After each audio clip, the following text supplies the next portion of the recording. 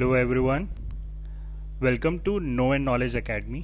आज हम पढ़ने जा रहे हैं एमपी स्टैटिक जीके का लेक्चर 4, जिसमें आज हम पढ़ेंगे river valley projects in MP. तो लेट्स स्टार्ट। इरिगेशन एक प्रोसेस होती है। इरिगेशन प्रोसेस में हम आर्टिफिशियल तरीके से पानी प्रोवाइड करते हैं खेतों में, उसे हम इरिगेशन बोलते हैं। ये कैसे प्रोवाइड होता है कि थ्रू कैनल्स, मल्टीपर्पज़ प्रोजेक्ट्स जो कि डैम्स, बराजेस, वहाँ से ये प्रोवाइड होता है और इसी को हम इरिगेशन बोलते हैं। अब बात कर लेते हैं एमपी के इरिगेशन प्रोसेस की। तो एमपी में एज यू नो कि एमपी जो है वो एक एग्रीकल्चर स्टेट है। तो यहाँ पे एग्रीकल्चर क्रॉप की कल्टीवेशन होने के लिए सबसे इम्पॉर्टेंट चीज़ होती है वाटर, और वाटर जो है वो इरिगेशन से पॉसिबल होता है। ठीक है, इरिगेशन इसलिए एमपी के इकोनॉमी के लिए बहुत एक इम्पॉर्टेंट रोल प्ले करता है। यहाँ पे एमपी में सेवरल डैम्स और कैनल्स होने के बाद भी सबसे ज़्यादा जो डोमिनेटिंग कंट्रीब्यूशन होता है इरिगेशन का, वो वेल्स और ट्यूबवेल्स है। जैसे कि आप ये मैप में देख सकते हैं कि 69.49% जो है ये इरिगेशन डेटा 2011-13 का लिया गया है। तो इसमें आप देख सकते हैं कि सबसे ज़्यादा वेल्स और ट्यूबवेल से ही इरिगेशन होता है एमपी में, उसके बाद कैनल से होता है, और नेक्स्ट अपना अदर, और फिर पॉन्ड से 2.3% के आसपास होता है। ठीक है, एज यू कैन सी ये यहाँ पे वेल्स हैं, ऐसे कुओं से होता है, और सबसे लोएस्ट इरिगेशन अपना डिंडोरी में होता है विच इज़ 0.8%। ओके, अब यहाँ पे बात कर लेते हैं कुछ डिपार्टमेंट, कुछ निगम की जो वाटर से रिलेटेड है और जो एमपी ने इस्टेब्लिश किए हैं। तो एमपी वाटर रिसोर्स डिपार्टमेंट, इसका इस्टेब्लिशमेंट 1956 को हुआ।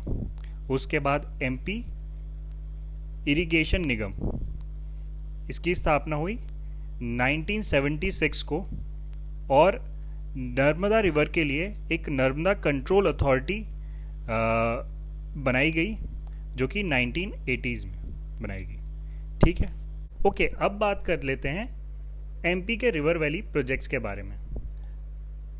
तो एमपी में कौन कौन से रिवर वैली प्रोजेक्ट्स हैं, कौन कौन से जॉइंट प्रोजेक्ट्स हैं, इनके बारे में देखेंगे, और इनकी क्या कैपेसिटी है पावर जनरेशन की, और इरिगेशन फैसिलिटी की क्या कैपेसिटी है, कितने लाख हेक्टेयर की, तो वो सारी चीज़ें, और कौन कौन से डिस्ट्रिक्ट इन प्रोजेक्ट से बेनिफिटेड होते हैं, इनके बारे में हम पढ़ेंगे। तो सबसे पहले नर्मदा वैली प्रोजेक्ट्स में आते ही हैं ये 4 प्रोजेक्ट्स, जिसमें है सरदार सरोवर डैम, इंदिरा सागर डैम, जो कि ऑनरेबल अपनी प्राइम मिनिस्टर इंदिरा गांधी जी ने 1984 में इसकी स्थापना की थी। नेक्स्ट महेश्वर और Omkareshwar. As you can see ये है अपना सरदार सरोवर डैम, ये है अपना इंदिरा सागर डैम। ठीक है, और कुछ लोकल ट्रिब्यूटरीज के ऊपर भी अपनी नर्मदा नदी की ट्रिब्यूटरीज जो हैं, जैसे गोई हुई, तो इनके ऊपर भी कुछ डैम्स और प्रोजेक्ट्स बने हुए हैं। जैसे लोअर गोई पे, यानी कि गोई जो रिवर है उसके ऊपर डैम बना है, और इससे जो एरिया बेनिफिटेड होता है वो है बड़वानी। ओके, और इसकी जो इरिगेशन फैसिलिटी है वो 13,760 हेक्टेयर की है। मतलब ये इतने एरिया को इरिगेट करता है। ओके, ठीक है, जैसे ये लोअर गोई पे प्रोजेक्ट है। ठीक है, आप देख सकते हैं। Next halon project. ठीक है, हलोन प्रोजेक्ट क्या है? हलोन भी रिवर हलोन के ऊपर है, और ये जो है मंडला डिस्ट्रिक्ट को बेनिफिट करता है, और इसकी इरिगेशन फैसिलिटी जो है वो भी 11,736 हेक्टेयर की है। ओके, और वैसी पुनासा, ठीक है, पुनासा भी बहुत इम्पोर्टेंट प्रोजेक्ट है। ठीक है, नेक्स्ट अपन चलते हैं चंबल प्रोजेक्ट के बारे में। Chambal project as you can see ये चंबल नदी पे है। ठीक है, इसमें जो इम्पॉर्टेंट प्रोजेक्ट्स हैं, ये 4 इम्पॉर्टेंट प्रोजेक्ट्स हैं। गांधी सागर प्रोजेक्ट 1960, राणा प्रताप सागर, जवाहर सागर और कोटा बराज। ठीक है, इनको याद रखने का तरीका एक निमोनिक से आप याद रख सकते हैं कि Gandhi and Rana go to Kota to meet Jawahar. तो इसमें गांधी सागर प्रोजेक्ट, राणा प्रताप सागर, कोटा बराज और जवाहर सागर, ये आप इसको ऐसे याद रख सकते हैं ताकि आसान हो आपको, क्योंकि कई बार एग्ज़ाम में आप कंफ्यूज हो जाते हो और गलत टिक करके आते हो। जो रिवर की लेफ्ट बैंक है वो राजस्थान को इरिगेट होता है, जिससे राजस्थान अपने एग्रीकल्चर लैंड को इरिगेट करता है, वहाँ की डिस्ट्रिक्ट्स को बेनिफिट होता है। और एमपी में जो राइट साइड है, right side of the river, right bank पे, वहाँ पे इरिगेट होता है इन प्रोजेक्ट्स से, जो रिजर्वॉयर बनता है वहाँ से। ओके, और एरिया कौन कौन से बेनिफिटेड होते हैं एमपी में? तो एमपी में शिवपुर, भिंड, मुरैना, ग्वालियर एंड मंदसौर। ओके, अब यहाँ पे एक चीज़ जो डाउट आता है वो होता है कि बराज और डैम में क्या डिफरेंस होता है। ये दोनों सुनने में सिनोनिमस लगते हैं, बट इनमें एक बेसिक डिफरेंस होता है कि बराज जो है वो कैनल्स के डाइवर्जन के लिए यूज़ होता है, और जो डैम रहता है वो हाइड्रो पावर प्रोजेक्ट्स के लिए रहता है, इलेक्ट्रिसिटी जनरेशन के लिए रहता है, और कई दफ़ा कैनल्स पे भी इससे पानी जाता है। लेकिन बराज का जो मेन यूज़ है वो कैनल्स को पानी पहुंचाने का है। ठीक है, नेक्स्ट अपन चलते हैं Bargi project. Okay, Bargi project जो कि जबलपुर में है। As you can see Bargi dam reservoir जो है ये जबलपुर के पास में है। ठीक है, और ये नर्मदा नदी से जुड़ा हुआ है, और यहाँ पे जबलपुर को इससे बेनिफिट होता है, मंडला, सिवनी, जो आसपास की जो डिस्ट्रिक्ट्स हैं। ओके, अब यहाँ पे जो इसकी इरिगेशन फैसिलिटीज़ हैं वो 1.5 लाख हेक्टेयर की है। ओके, नेक्स्ट तवा प्रोजेक्ट। तवा प्रोजेक्ट अपना होशंगाबाद डिस्ट्रिक्ट में है। ठीक है, इससे जो बेनिफिट होता है डिस्ट्रिक्ट को वो अराउंड 3.33 लाख हेक्टेयर का होता है। नेक्स्ट अपना हलाली प्रोजेक्ट, जिसे सम्राट अशोक सागर भी बोला जाता है, जो कि अपना हलारी रिवर पे है। ठीक है, और इससे जो एरिया बेनिफिट होता है वो है रायसेन और विदिशा। ठीक है, और ये जो हलाली डैम है इसकी जो ऊंचाई है वो 945 मीटर है। ठीक है, और इसका जो कंस्ट्रक्शन हुआ था वो 1973 से 76 के बीच में हुआ था। एज यू कैन सी ये एक फ़ोटो है इसकी। नेक्स्ट अपन चलते हैं बाण सागर प्रोजेक्ट। ठीक है, बाण सागर प्रोजेक्ट जो कि सोन रिवर पे है।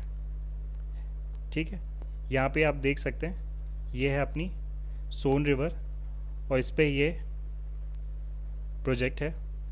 ठीक है, बाण सागर प्रोजेक्ट। और इससे कौन कौन सी डिस्ट्रिक्ट बेनिफिट होती हैं? इससे रीवा, सीधी, ठीक है, और शहडोल भी है। सॉरी, यहाँ पे स्पेलिंग थोड़ी गलत है, शहडोल है।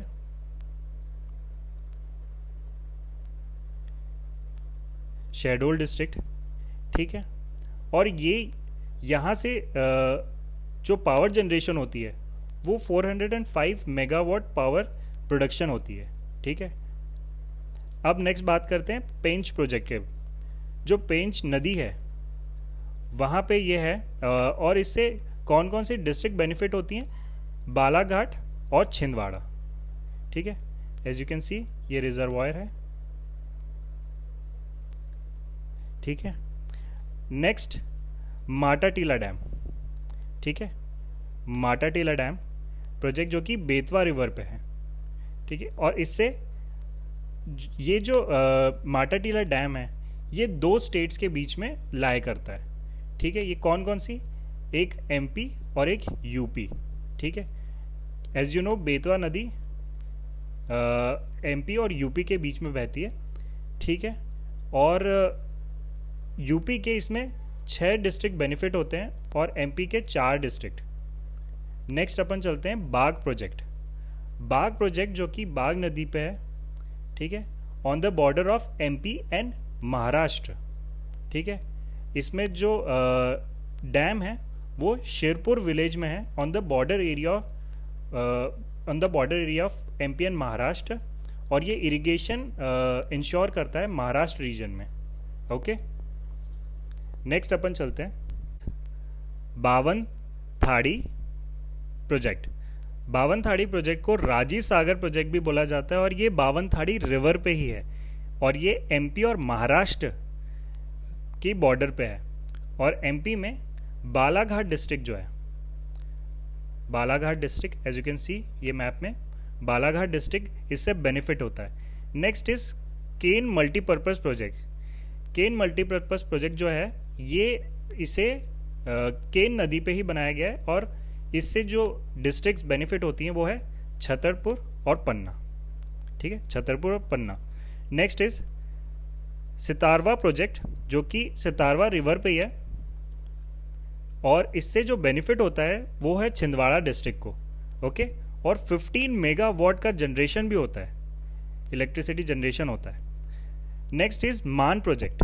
मान प्रोजेक्ट मान रिवर पे ही है और मान रिवर कहाँ है, वो धार से, as you can see Dhar district से बहती है, ठीक है।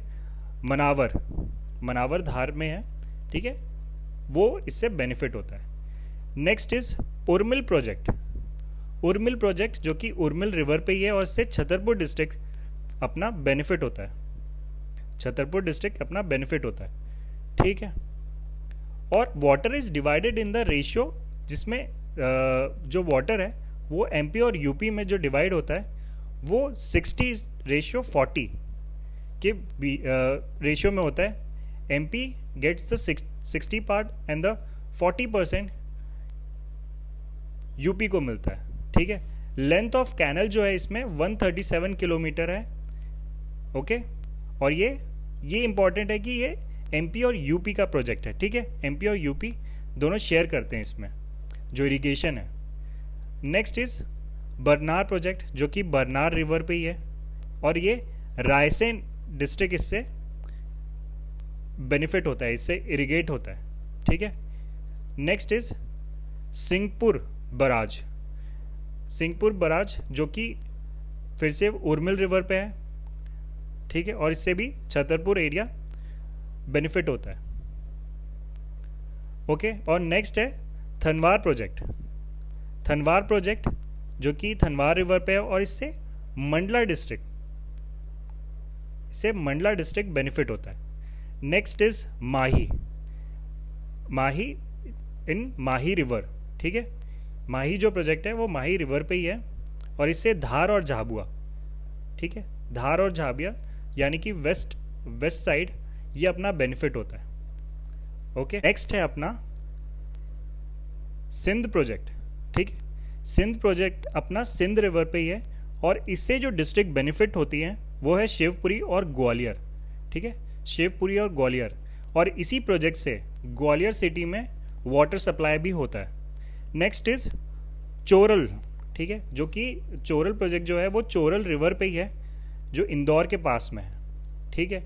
And it is the MPs first inter valley project, ठीक है, ये एमपी का इंटर वैली प्रोजेक्ट, पहला इंटर वैली प्रोजेक्ट भी था, ठीक है। और इससे जो बेनिफिट होती है वो महू तहसील जो कि इंदौर डिस्ट्रिक्ट में ही है, ठीक है, वो बेनिफिट होती है। बहुत सीधी का है ये, okay. Next is सुक्ता project. सुक्ता project जो है ये सुक्ता नदी पे है और ये जो है खंडवा को वाटर सप्लाई करता है, खंडवा डिस्ट्रिक्ट को, ओके। और इसकी इरिगेशन फैसिलिटीज़ हैं वो 18,583 हेक्टेयर की इरिगेशन फैसिलिटी की कैपेसिटी है। नेक्स्ट, अब यहाँ पे ये देखिए कि ये एक क्वेश्चन है जो 2016 MPPSC प्रीलिम्स में आया था। तो एक क्वेश्चन है, which of the following water reservoir is build on the Chambal river. अब जो मैंने आपको पढ़ाया है उससे ही आप बहुत आसानी से इस क्वेश्चन को सॉल्व कर सकते हैं। तो इसका आंसर क्या होगा? तो इसका आंसर है अपना Rana Pratap Sagar. Okay okay, thank you so much and please do subscribe this channel and like this video and share to your friends. Thank you so much.